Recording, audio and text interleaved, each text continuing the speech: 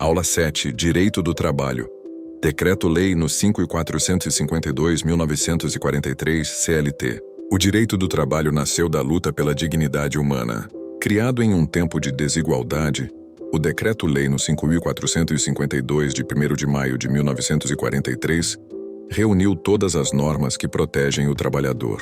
Essa lei é chamada de Consolidação das Leis do Trabalho, a famosa CLT, e ela existe para equilibrar a força do capital e a fragilidade do trabalhador. Enquanto o empregador detém o poder econômico, o trabalhador oferece sua energia, seu tempo e sua vida. O direito do trabalho é o escudo que impede a exploração e o reflexo do princípio da dignidade da pessoa humana.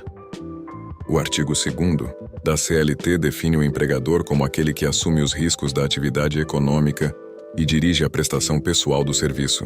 Já o artigo 3º define o empregado como toda pessoa física que presta serviços de forma não eventual, subordinada e mediante salário.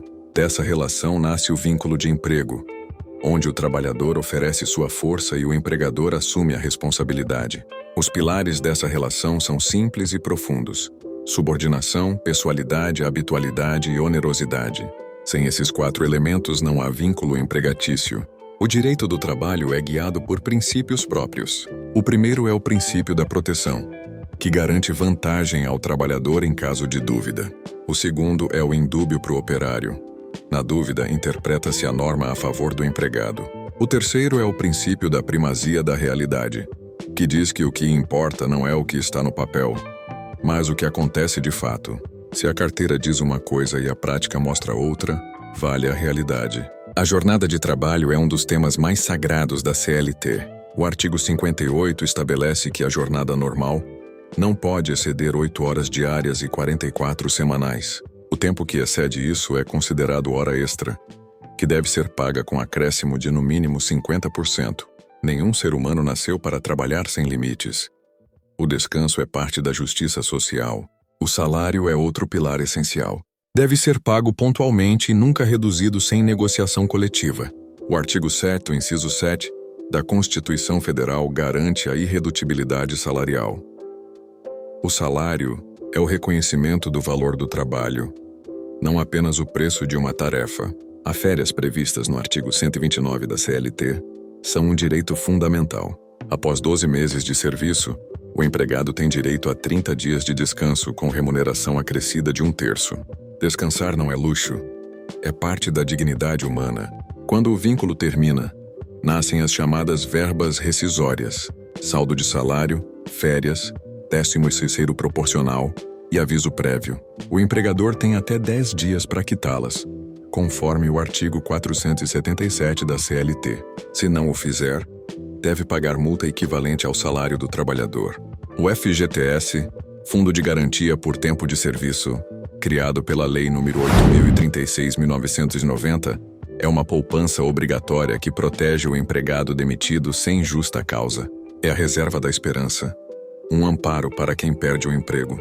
A CLT também protege o trabalhador diante do assédio e da discriminação. O artigo 483 permite que o empregado peça a rescisão indireta do contrato quando o patrão age com rigor excessivo, humilha ou descumpre obrigações. Nesse caso, é como se o patrão tivesse demitido e o trabalhador mantém todos os seus direitos. Outro tema essencial é a justa causa, prevista no artigo 482, que ocorre quando o empregado comete falta grave, como furto, abandono ou desídia. A justa causa é a exceção.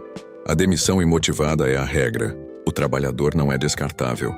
Ele é sujeito de direitos. O processo trabalhista também é especial.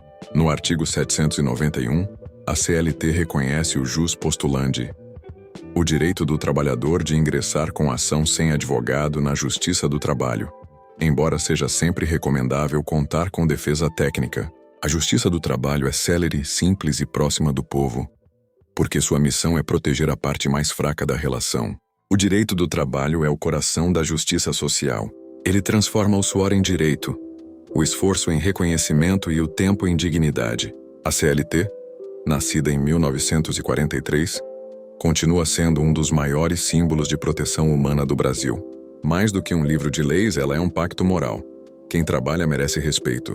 Quem emprega deve agir com justiça e quem julga deve lembrar que cada processo representa uma vida. O Decreto-Lei no 5.452, 1943, a consolidação das leis do trabalho, é a voz que ecoa nas fábricas, nas lojas e nos escritórios. É a lembrança de que o trabalho não é servidão, é dignidade.